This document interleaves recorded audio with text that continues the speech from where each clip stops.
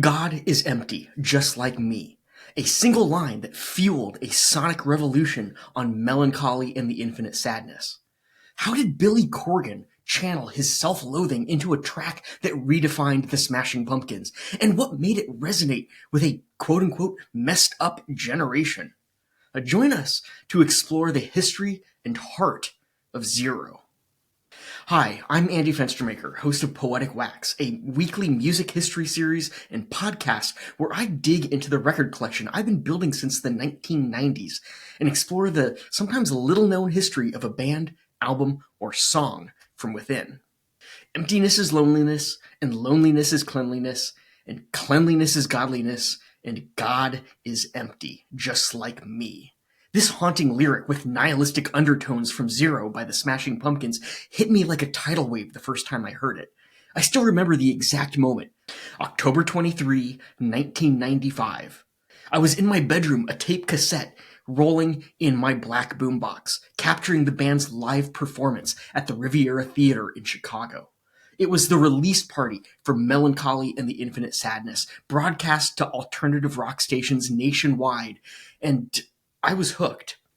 Zero would crystallize the raw emotion and bold ambition of the Smashing Pumpkins at their peak. Let's peel back the layers of its creation, its meaning, and why it still resonates more than 30 years later.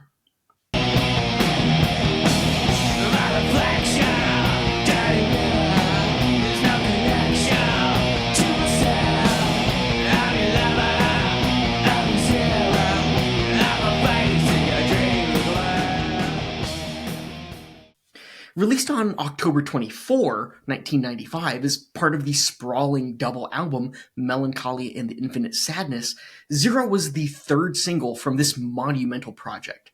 The album itself, a cultural juggernaut, 28 tracks across 2 discs, clocking in at just over 2 hours, and debuting at number 1 on the Billboard 200.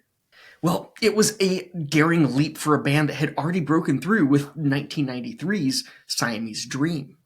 And Zero emerged alongside Bullet with Butterfly Wings as one of the most visceral anthems.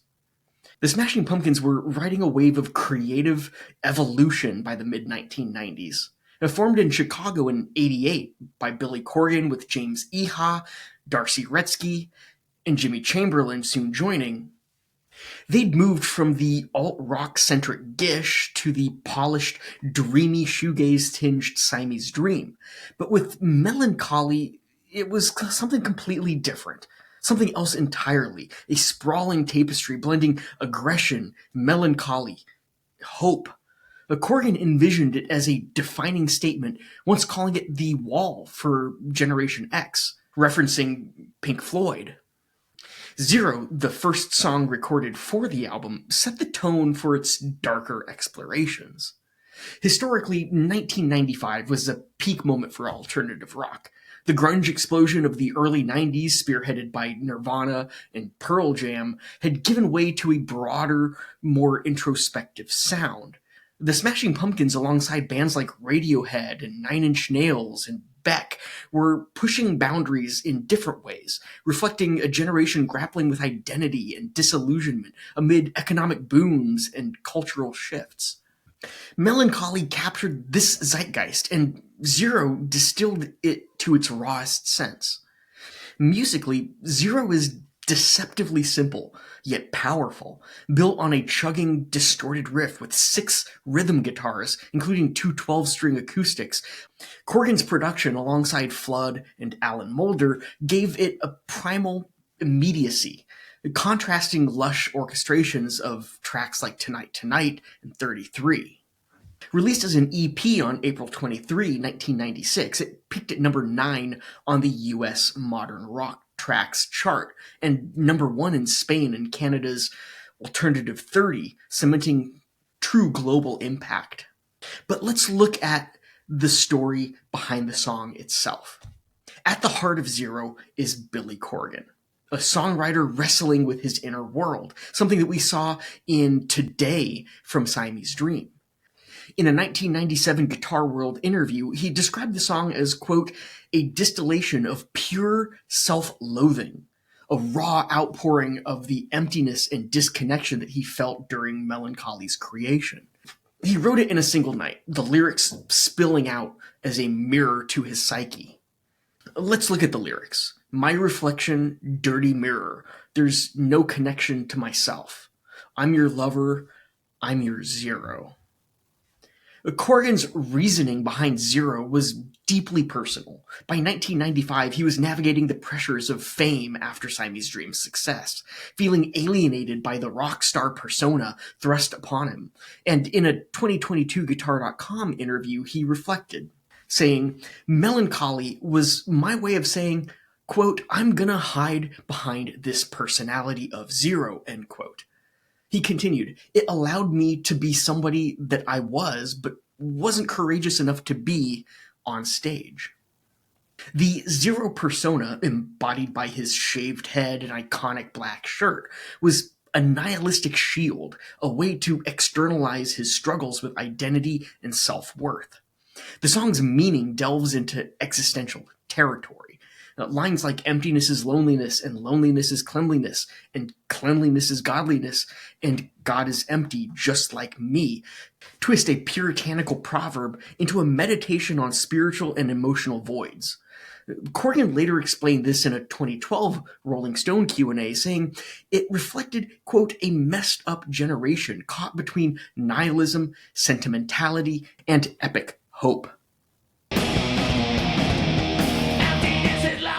And loneliness is cleanliness, and cleanliness is godliness, and God is empty, just like that.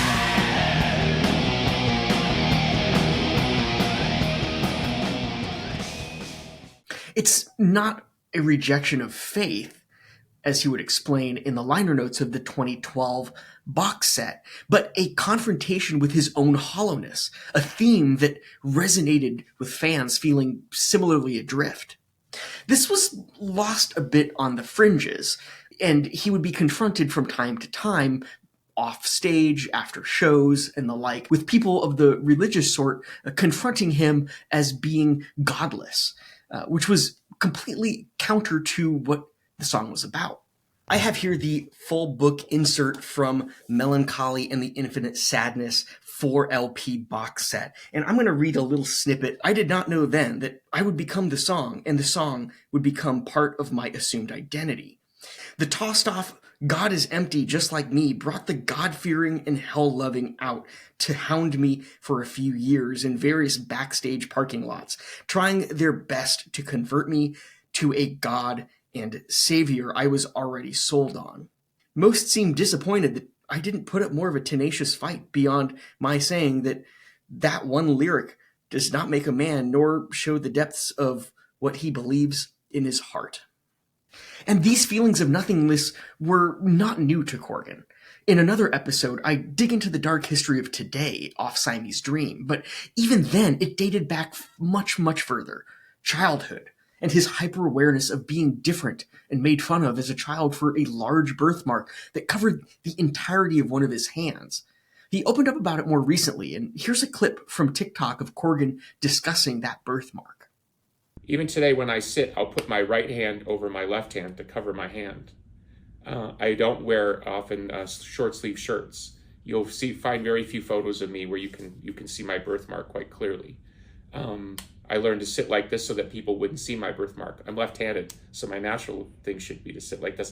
Corgan's gear also shaped the song's sound. He used Fender Strats with lace sensor pickups and a custom rack setup, crafting a weird sound that 30 years on still holds quite a bit of power, as he told Guitar Player in 2025.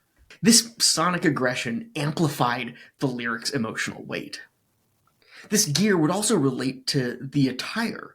The Zero shirt, black with bold silver letters, became a cultural icon during the Mellon Collie era. Debuting in the Bullet with Butterfly Wings video and worn relentlessly by Corgan on tour, it was more than fashion. It was a visual extension of the song's ethos. Self-awareness through negation. Fans snapped them up, priced at about $33 US at the time, seeing it as a badge of individuality and authenticity. The music video directed by Corgan's then girlfriend Yelena, reinforced this aesthetic.